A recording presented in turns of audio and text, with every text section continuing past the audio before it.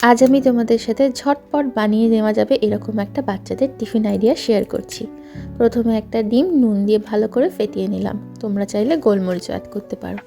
এবার হাতে গড়া একটা আটার রুটি নিয়ে তেল দিয়ে হালকা করে এপিট ওপিট সেঁকে নিলাম।